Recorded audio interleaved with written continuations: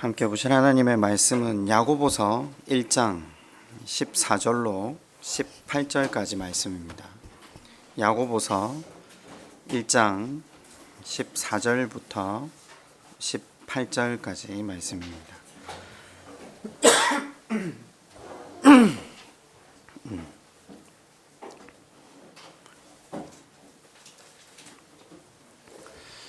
오늘 1장 14절로 18절 말씀을 교독하도록 하겠습니다. 오직 각 사람이 시험을 받는 것은 자기 욕심에 끌려 미혹됨이니 욕심이 잉태한즉 죄를 낳고 죄가 장성한즉 사망을 낳느니라. 내 사랑하는 형제들아 속지 말라. 우리가 좋은 은사와 온전한 선물이 다 위로부터 빛들의 아버지께로부터 내려오나니 그는 사랑도 없으시고 회전하는 그림자도 없으시니라. 함께 봅니다. 그가 그 피조물 중에 우리로 한 첫 열매가 되게 하시려고 자기의 뜻을 따라 진리의 말씀으로 우리를 낳으셨느니라. 아멘. 오늘 설교의 제목은 하나님의 작정입니다. 여자가 하늘 품으면 5, 6월에도 서리가 내린다라는 속담을 우리는 잘 알고 있습니다. 사람의 작정이 얼마나 무서운가를 보여주는 속담 아닙니까? 의지가 강한 사람이 자신의 모든 것을 걸고 일에 매달릴 때 결코 이루어지지 않을 것 같은 일도 이루어가는 것을 우리는 자주 목격합니다.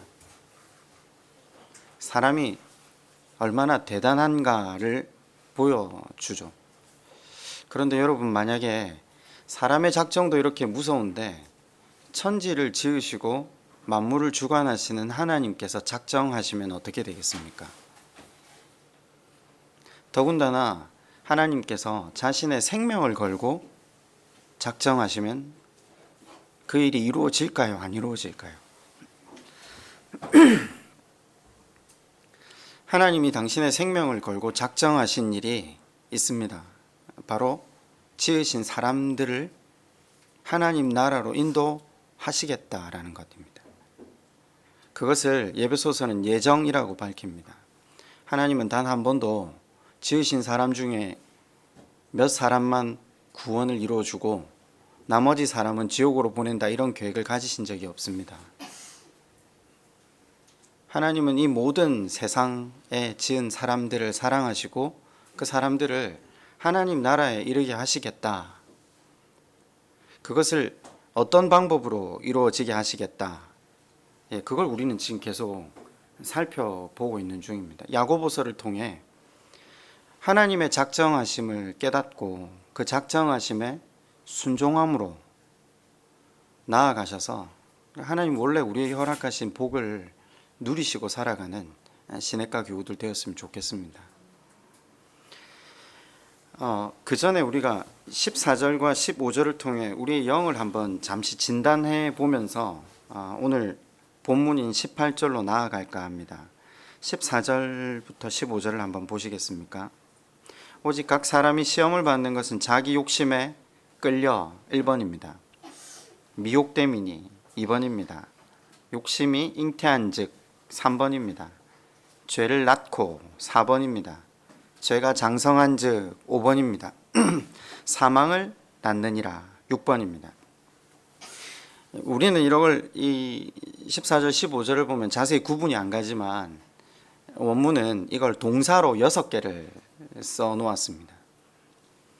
제가 영어가 해석하기 가장 좋은 힌트가 동사를 찾으면 된다고 했잖아요. 히브리어도 헬라어도 마찬가지거든요. 많은 동사를 사용하지 않습니다. 그런데 오늘 본문은 동사가 6개가 나온다. 그러면 이 본문이 중요하다라는 겁니다. 욕심에 끌려, 2번째 미혹됨이, 3번째 잉태했다, 4번째 죄를 낳는다, 5번째 죄가 장성한다, 6번째 사망을 낳는다, 죽는다라는 거죠. 제가 일전에 한번 죄의 점진성, 확산성에 대해 설교를 한 적이 있어서 오늘은 다시 죄에 대해서 구체적으로 설교를 하지는 않을까 합니다. 그냥 아주 쉬운 모습입니다. 시험의 유혹을 받는 모습인데, 첫 번째는 이끌린다는 거죠. 두 번째, 미혹된다는 이 표현은 걸려들었다라는 말입니다. 세 번째, 잉태한다 이 표현은요, 받아들이는 걸 이야기합니다. 네 번째, 출산한다, 죄를 출산한다, 죄가 꽃을 피우는 걸 이야기하고요, 내 삶에 죄가 만연했다라는 거죠.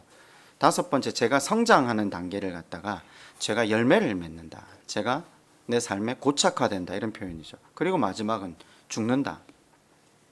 죄에 대해서 이렇게 아주 세밀하게 묘사를 해놓으신 이유가 뭐죠? 우리에게 이걸 진단해 보라는 겁니다. 6가지 동사를 사용하시면서까지 점진적으로 제가 전진하는 모습을 통해 우리의 영적 진단을 해보라는 겁니다. 왜 우리 건강검진을 반드시 하지 않습니까? 영의 진단은 얼마에 한 번씩 하고 계십니까? 사실 건강검진보다 더 중요한 게 영의 진단 아니겠습니까? 죄로 충만해져가는 단계를 본문은 설명해 두었는데, 여러분, 죄로 충만해진다는 건 다른 게 아닙니다. 아주 쉽게 생각하시면 됩니다. 본문을 깊이 있게 연구할 이유도 없습니다. 죄로 충만해진다는 건 하나님이 거하실 때가 없어지는 겁니다. 바꾸어 말하면 그분이 통치하지 못하고 내가 내 방법대로 내 삶을 운행해 가는 것, 하나님 나라와 반대로 가는 걸 죄로 충만해져 가는 단계로 지금 표현해 놓는 거죠. 우리 가운데 우리가 커져가는 걸 단계별로 나타낸 겁니다. 결국 바꾸어 말하면 은혜를 기억하지 못하고 하나님 중심이 아닌 내 중심, 그 내 안에 끌리는 그 마음 있잖아요. 그 마음이 통제가 안 되어서 내가 원하는 걸음을 걸어가는 것이 지금 이 6단계의 모습이라는 거죠. 그런데 마치 슬로우 비디오를 보여주듯이 이렇게 세밀하게 6단계를 펼쳐놓은 이유가 뭐죠? 죽는다는 겁니다. 하나님 나라를 이룰 수 있다는 겁니다. 여러분, 영적 검진을 한번 해볼까요? 그냥 굉장히 좀 단순하게 한번 생각해 보면 1단계는요, 예배 아니겠습니까? 2단계는요, 기도 아니겠습니까? 3단계는요, 헌금 생활과 봉사 생활. 4단계는요, 모임과 나눔. 5단계는요, 말씀 읽기. 6단계는요, 전도. 단계별로 기억을 해서 내가 어느 정도 와 있는가, 저는 지금 그걸 따지자, 그렇게 이 문제에 대해서 깊이 상고해 보고 싶은 생각은 없습니다. 아마 우리가 어느 단계에 계시냐 질문을 했을 때 우린 자주 넘어집니다. 우린 1단계에서도 넘어지고 2단계에서도 넘어지고 3단계에서도 넘어집니다. 근데 중요한 건 아직 죽지 않았다면 희망이 있다는 겁니다. 언제나 하나님께서는 고개를 들어서 다시 하나님께 시선을 맞추기만 하면, 내가 이쪽으로 가면 죽는구나, 내 삶에 소망이 없구나, 그래서 다시 하나님께 시선을 맞추고 나아가기만 하면 그것이 성경은 의인이라고 이야기를 합니다. 그런데 아시다시피 우리가 말씀에도 불구하고 꿈쩍하지 않은 우리일 때가 많지 않습니까? 하나님이 뭐라고 말씀하셔도 내가 내 삶의 주인이 되어서 꿈쩍하지 않을 때 우리 삶에 어떤 일이 일어나는가? 실락원하게 됩니다. 잃을 실, 낙원, 에덴을 잃는다라는 겁니다. 하나님께서 이런 말씀을 하시고 아담과 하와를 내쫓잖아요. 여러분 한번 생각해 봅시다. 저들이 우리와 같이 되어서, 선악과를 따먹고 난 다음에 우리와 같이 되었기 때문에 저들을 이곳 동산에 둘 수 없어 저들을 내어 쫓아야 한다라고 이야기를 합니다. 저주입니까? 사랑입니까? 예전에 설교를 해서 이제 기억이 잘 안 나시죠? 제가 2015년 시작할 때 바로 설교를 했거든요. 저주인가 사랑인가? 생각해 보세요. 하나님과 같이 됐습니까? 무슨 능력이 생겼습니까? 아니요. 그걸 이야기한 게 아니잖아요. 어떤 면에서 하나님과 같이 되었다고요? 하나님이 세워놓으신 기준을 망가뜨리고요. 선악과를 따먹고요. 내가 하나님이 된 거잖아요. 이해가 되세요?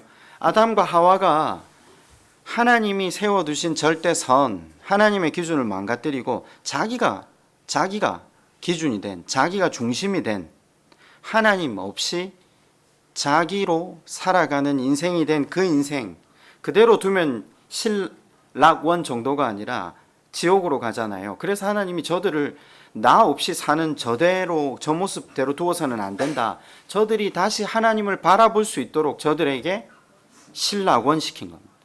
광야로 내어 쫓은 겁니다. 광야로 내어 쫓긴 인간은 드디어 자신의 유한함과 한계를 직면하고 하나님 그분을 의지하기 시작합니다. 단지 신락원 한 게 중요한 게 아니라 하나님 나라를 이루는 게 중요하잖아요.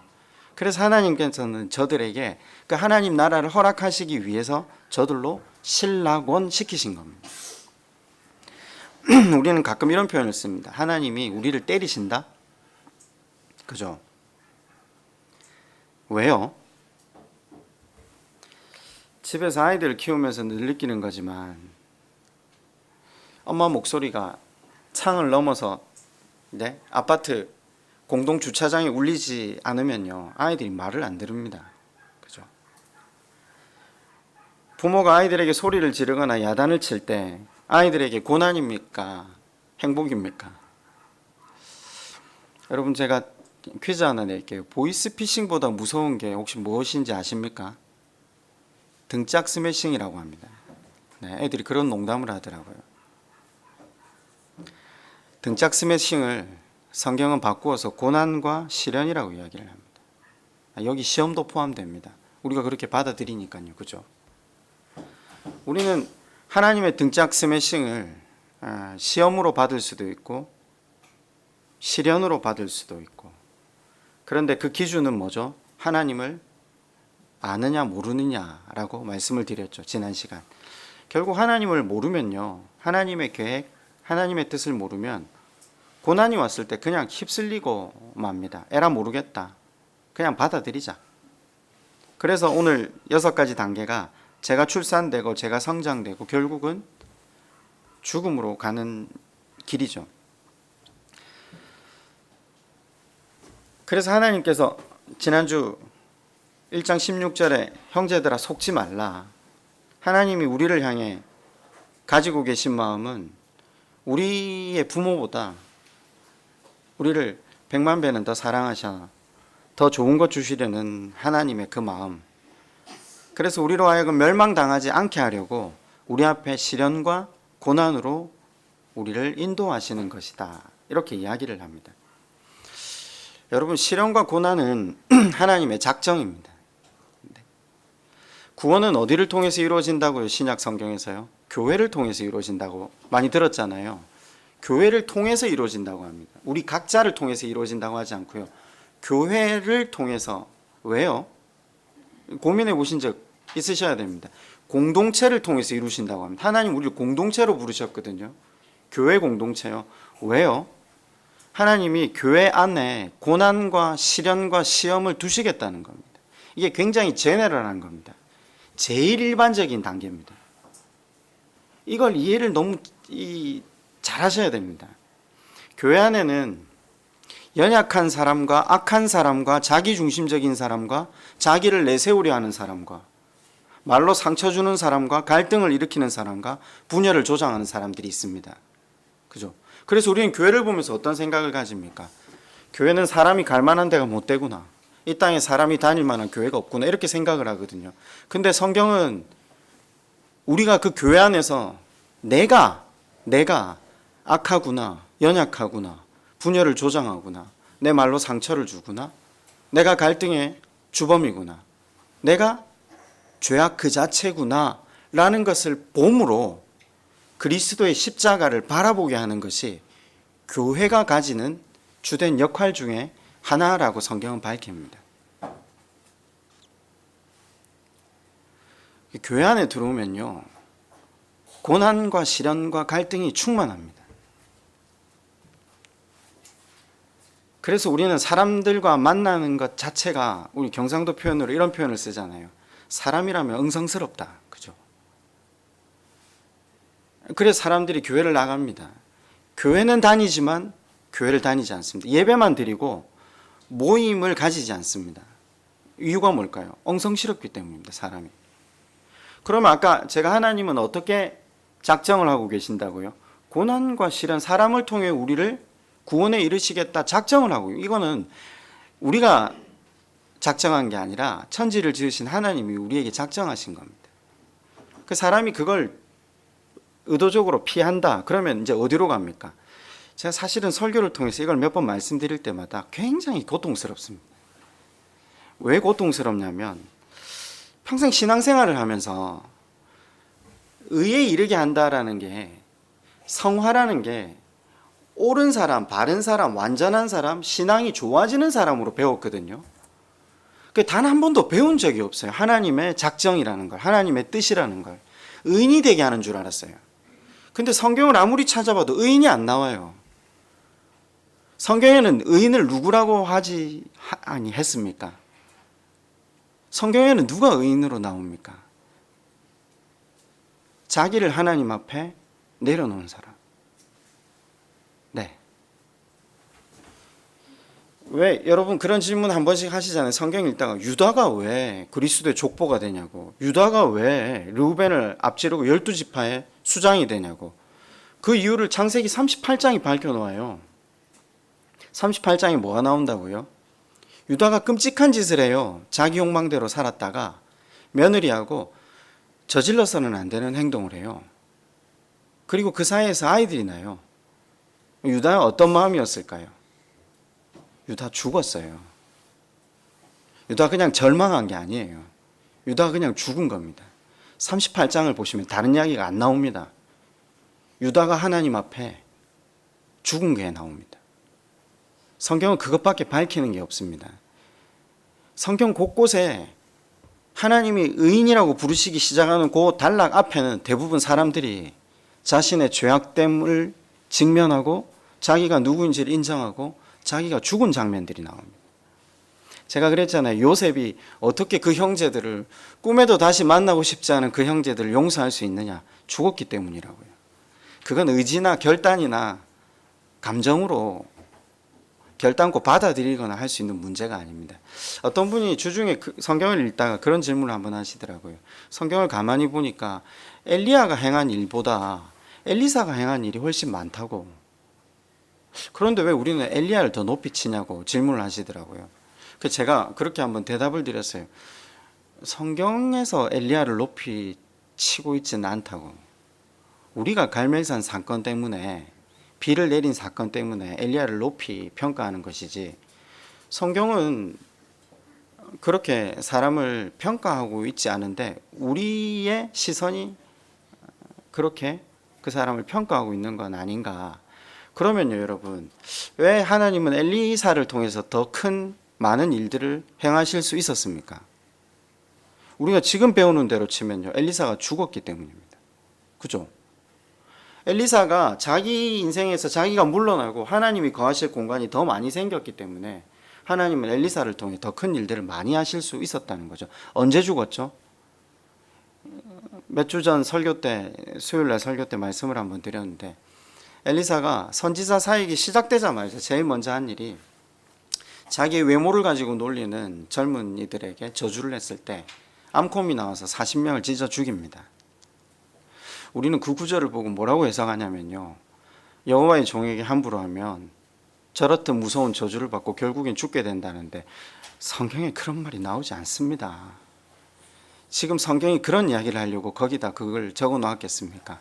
만인 제사장이라고 실컷 가르쳐 놓았는데, 아니요, 그 다음 행간에 아무 말이 나오지 않습니다. 엘리사는 죽은 겁니다. 정상적인 목사라면요, 정상적인 사역자라면요, 사람을 살려야 되는 사람이 자기 순간의 감정 때문에, 자기의 저주 때문에 누군가 상하게 되었어도 고통을 살아가게 됩니다. 그런데 나 때문에 40명이 죽었다, 맨정신으로는 다시는 사역 못합니다. 그냥 죽은 겁니다. 죽자마자 열왕기사 3장에는 이 사람이 얼마나 까다로운 사람인데 이스라엘과 남유다와 그리고 암몬이 연합을 해서 전쟁을 하는 곳에 아무 소리 하지 않고 나아가 종군하고 있는 걸 봅니다. 성경은 곳곳에 의라는 표현을 어떻게 하고 있냐면요. 죽은 사람들, 자신에게 소망 없음을 알고 두 손 들고 항복한 사람들을 의라고 표현을 합니다. 그러니까 쉽게 말하면 하나님은 우리로 하여금 하나님 당신만을 의지하게 하는 그 상황으로 우리를 몰고 가시겠다라는 겁니다.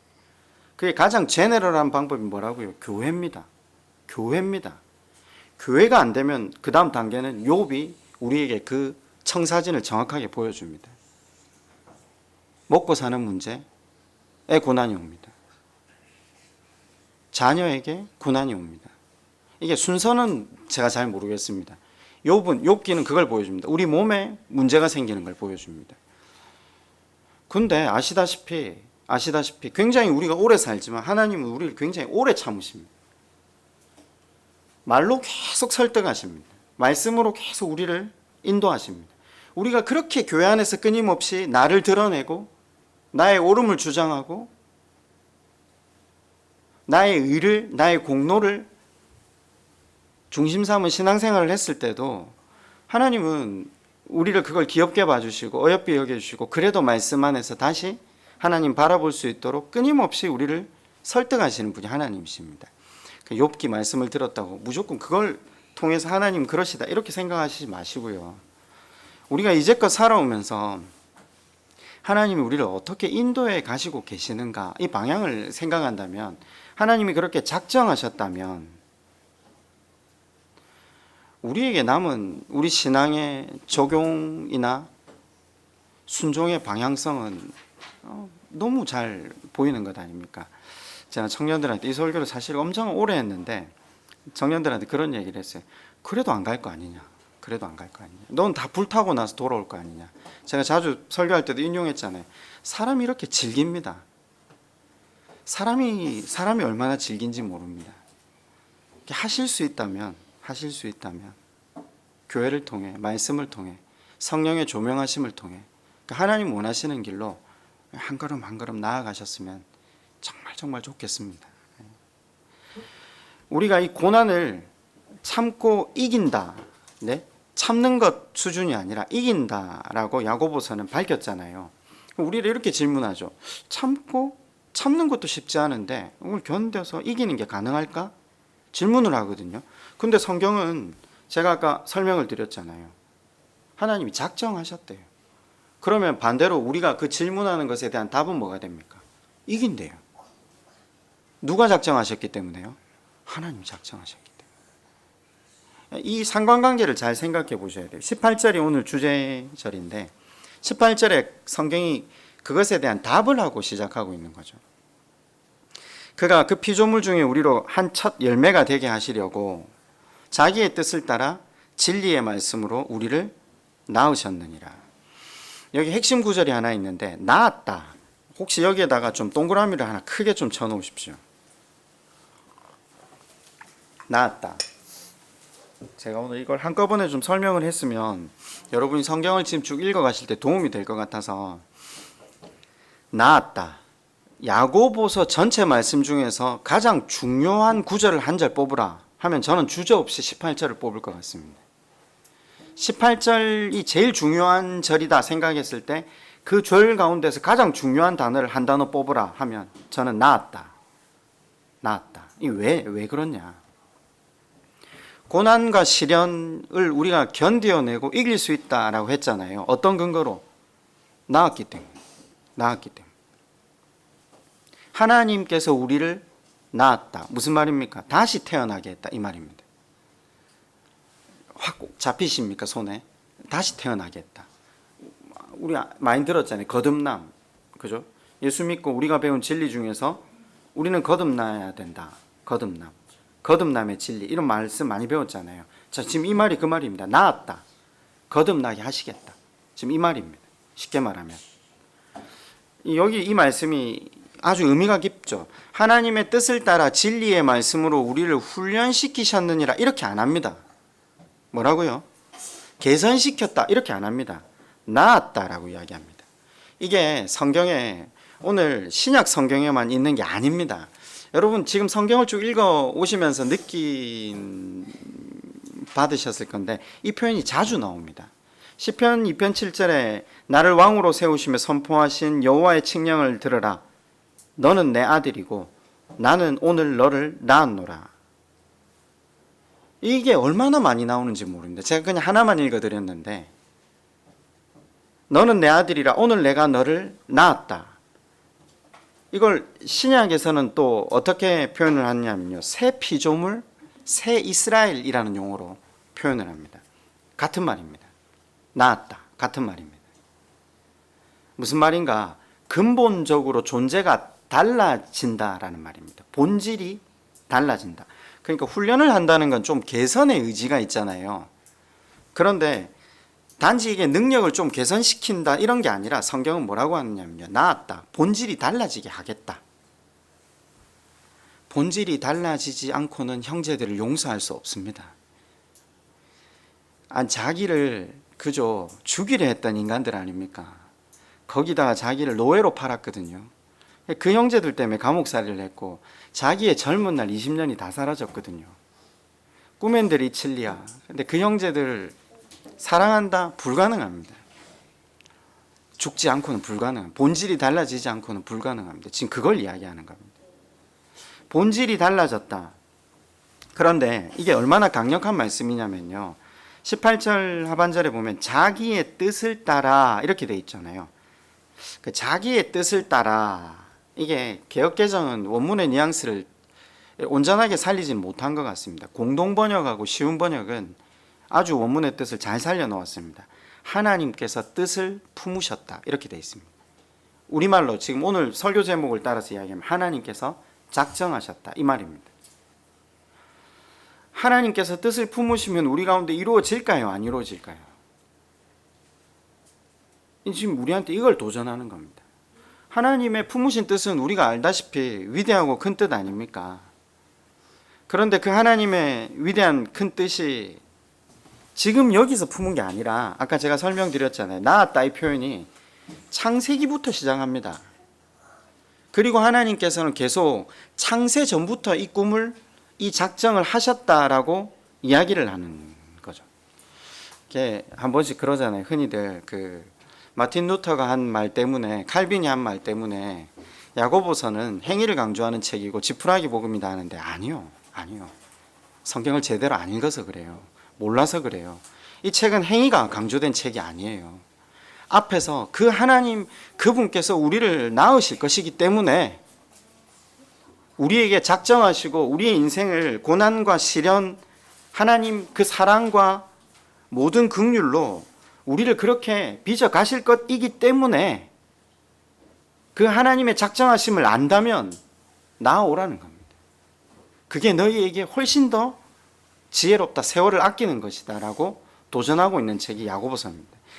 그래서 야고보서의 시작도 동일하게 복음을 이야기합니다. 18절이 지금 그 복음을 이야기하는 겁니다. 복음. 하나님이 우리를 향해서 위대한 뜻을 품고 계셨다. 여러분 이게 왜 복음이냐고요? 내나 로마서가 하는 이야기나 에베소서가 하는 이야기가 똑같다니까요. 로마서를 제가 읽어드릴게요. 6장 4절입니다. 우리가 그의 죽으심과 합하여 세례를 받음으로 그와 장사되었으니 이는 아버지의 영광으로 말미암아 그리스도를 죽은 자 가운데 살리신과 같이 우리로 또한 새 생명 가운데 행하게 하려 함이라. 생명 가운데 행하게 하려 함이라. 이게 표현들이 조금씩 다 다르지만 새 생명으로 살게 하겠다. 본질을 바꾸겠다. 로마서가 계속 하고 있는 이야기가 새 이스라엘. 아주 우리가 다른 구절도 있잖아요. 로마서 8장 1절은 우리가 잘 알고 있는 구절이죠. 그러므로 이제 예수 그리스도 안에 있는 자에게는 결코 정죄함이 없나니 예수 그리스도 안에 생명의 성령의 법이 죄와 사망의 법에서 너를 해방하였음이라. 네? 이게 무슨 의미입니까? 전혀 새로운 의의 삶을 살게 될 것이다. 의인의 삶을 살게 될 것이다. 지금 그 말입니다. 이게 한국말이 되게 어려운 것 같지만 방향성만 알고 의미만 알면 너무나도 명확하게 읽혀지기 시작합니다. 에베소서는 그 말씀을 아주 구체화시켜서 적어 놓습니다. 예배소서 1장 3절은 이렇게 말합니다. 찬송하리로다 하나님 곧 우리 주 예수 그리스도의 아버지께서 그리스도 안에서 하늘에 속한 모든 신령한 복을 우리에게 주시되. 여기까지는 좀 어렵죠. 우리에게 주시되. 이게 우리가 이성을 가지고는 하늘에 속한 복을 우리에게 주신다는 게 뭐지? 근데 1장 4절이 바로 이야기합니다. 곧 창세 전에 그리스도 안에서 우리를 택하사 우리로 사랑 안에서 그 앞에 거룩하고 흠이 없게 하시려고 기쁘신 뜻대로 우리를 예정하사, 아까 제가 말했잖아요. 하나님 나라에 이르게 하시기 위해 예수 그리스도로 말미암아 자기의 아들들이 되게 하셨으니 하나님이 우리를 낳으실 것이다. 지금 이 말입니다. 새롭게 하실 것이다. 이게 창세 전부터 우리를 향한 계획을 가지고 계셨는데 그래서 단언을 하는 거죠. 고린도 후서에 가면 잘 아시는 구절이죠. 그런즉 누구든지 그리스도 안에 있으면 새로운 피조물이라. 이전 것은 지나갔으되 보라 새 것이 되었도다. 이게 모든 성경에서 계속해서 선포되고 있는 말입니다. 하나님께서 우리를 향한 뜻을 품으셨는데 무슨 뜻요? 우리를 낳으셨다. 무슨 말입니까? 우리로 다른 존재가 되게 하실 것이다. 어떤 존재요? 요셉과 같은 존재. 유다와 같은 존재. 하나님 앞에 항복한 존재. 하나님만 의지하게 하는 의인이 되게 하실 것이다. 그 이야기입니다. 고난, 시련, 시험 넘어갑니다. 눈으로 보면 갈 수 없을 것 같거든요. 그런데 우리를 향한 아버지 하나님의 계획이라는 겁니다. 이 계획을 통해 하나님은 우리 존재 자체를 바꾸실 거라는 겁니다. 구속이라고 합니다. 그걸 언약이라고 합니다. 우리를 쳐주심의 은혜로 계속 끌고 가는 걸 우리는 앞에서부터 배웠습니다. 하나님은 사람의 어떠함을 체휼하지 않습니다. 계속해서 그 사람으로 하여금 당신을 바라볼 수 있도록 어떠한 상황에도 칭찬과 자비와 긍휼을 잃지 않으십니다. 우리 인생 또한 그 하나님의 은혜로 여기까지 왔지 않습니까? 그래서 성경은 자주 쓰는 단어가 있는데 마침내. 이건 우리 측에서 쓰이는 게 아닙니다. 그분이 일하셔서 마침내 우리의 본질이 달라질 겁니다. 이게 하나님 우리에게 하고 계신 약속입니다. 예수님 앞에 니고데모가 찾아왔습니다. 여러분 그 요한복음 3장으로 한번 가보실래요? 한번 펼쳐놓고 보면 좀 쉬울 것 같은데요.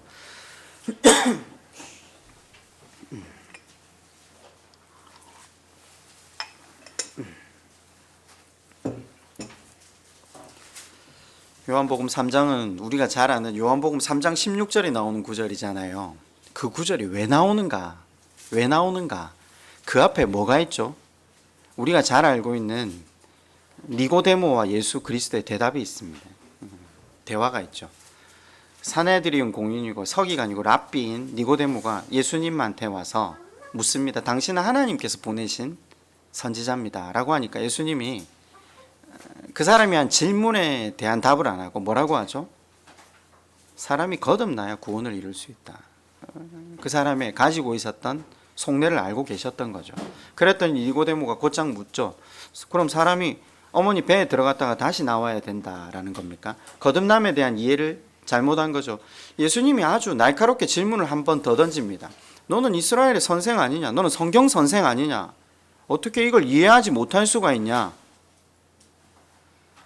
여러분 우리는 성경을 다 읽었잖아요. 우리 손에 성경이 있거든요.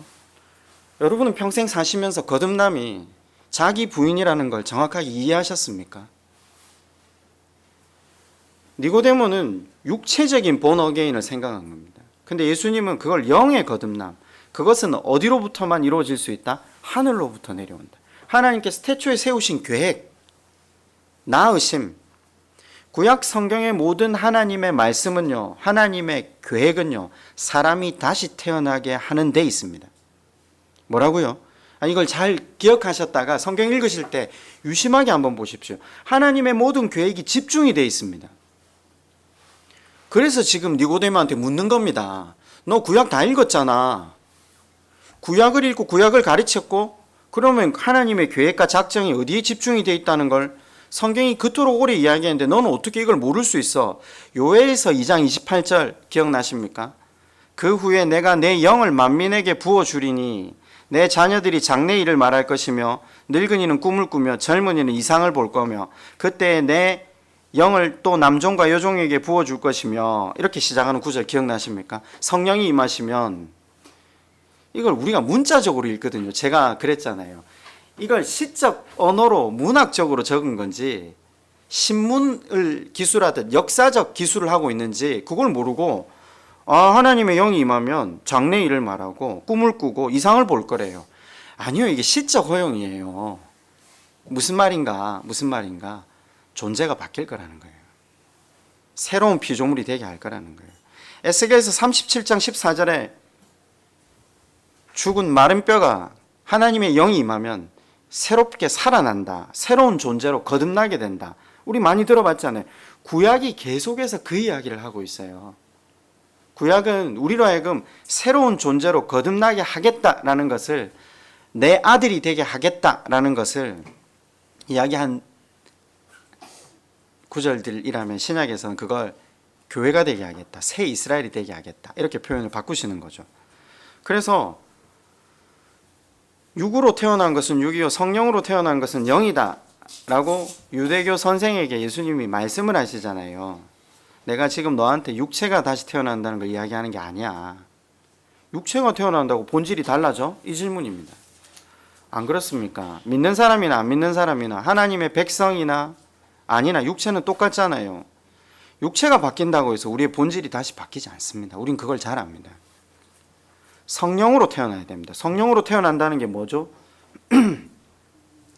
이제 우리 굉장히 아주 추상적이고 그죠? 모호하게 이야기하지 맙시다. 성령은 뭐죠? 말씀 아닙니까?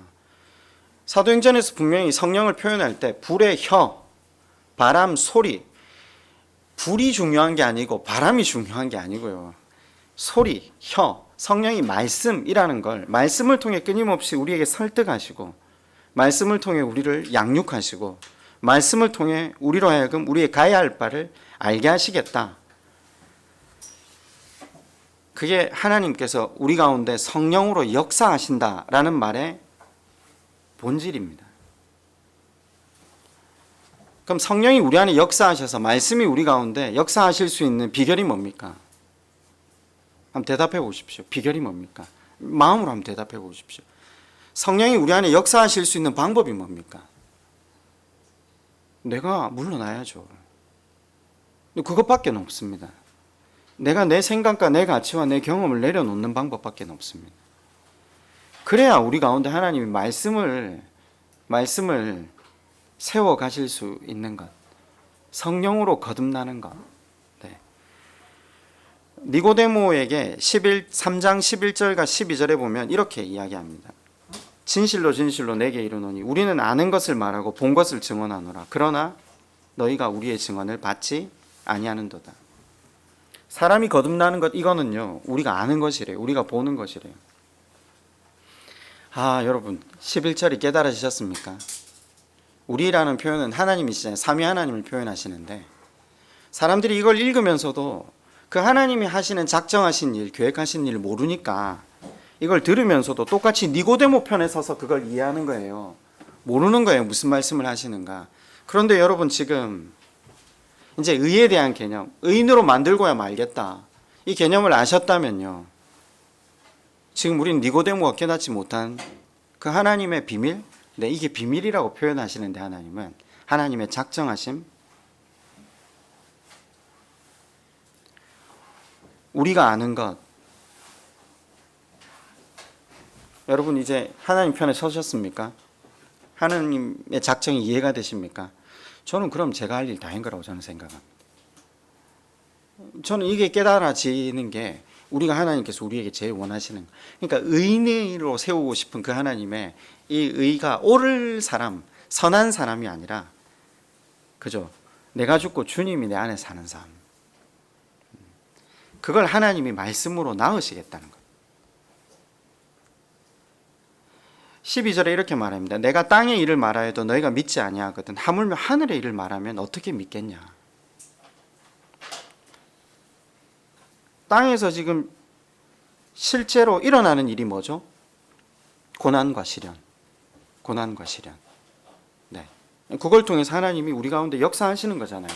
우리를 몰아내고 하나님의 독립기념일, 그죠? 근데 이게 강제적인 게 아니에요. 강제적인 게 아니에요. 끊임없이 하나님이 우리로 하여금 선택을 어느 게 더 나은가 봐라. 어느 게 더 나은가 봐라.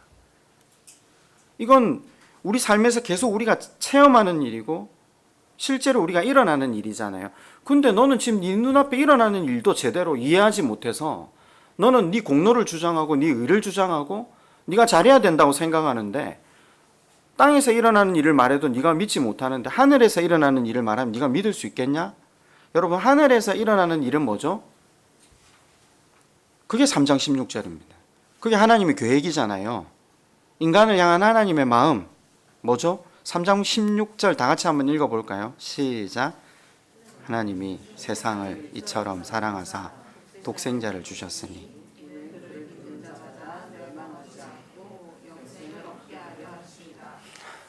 이게 왜 여기에 적혀져 있는지 아시겠습니까? 누구든지 고개를 들어 노뱀을 바라보듯 자신에게 소망 없음을 깨닫고 하나님을 바라보는 자에게 하나님께서 구원을 주시기 위해 자기를 우리에게 주셨다는 것. 그게 하나님의 계획이라는 것을 우리에게 밝혀주신 거죠. 절대 승리를 약속하신 겁니다. 고개만 들면.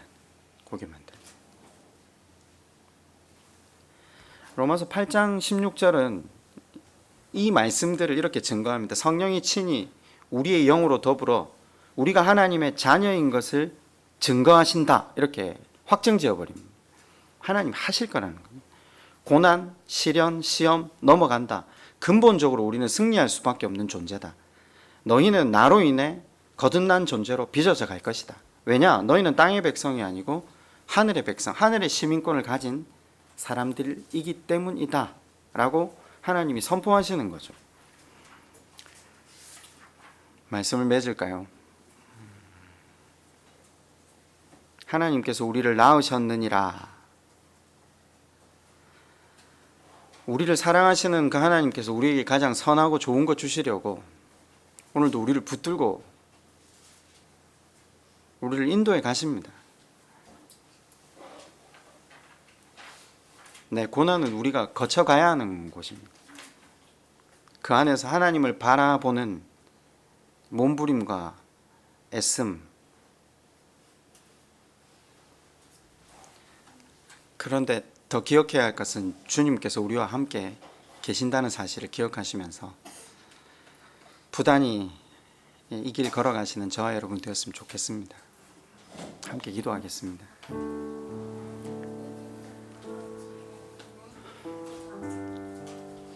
여러분 아시다시피 사람은 평안하면 기도하지 않습니다. 평안하면 기도하지 않기 때문에 하나님께서 우리의 평안을 깨트리신다. 이것만큼 비참한 일이 우리에게 없지 않습니까? 내가 스스로 해결할 수 없는 일들이 생길 때 하나님이 찾거든요. 그래서 하나님이 인생에 고통을 더하시는 일이 하나님과 통신하는 유일무이한 수단이 되기도 합니다. 아니요, 거기까지 가지 맙시다. 우리가 하나님 앞에 기도하는 이유는요, 우리의 영을 건강하게 만드는 수준이 아니라 우리의 삶을 평안하게 만들고 우리가 하나님 원하시는 하나님 작정에 우리를 맡기는 유일한 길이 됩니다. 한 주간 다시 하나님 앞에 몸부림치며 기도로 하나님 붙들게 해달라고 우리 그렇게 한번 하나님 앞에 함께 기도드리겠습니다.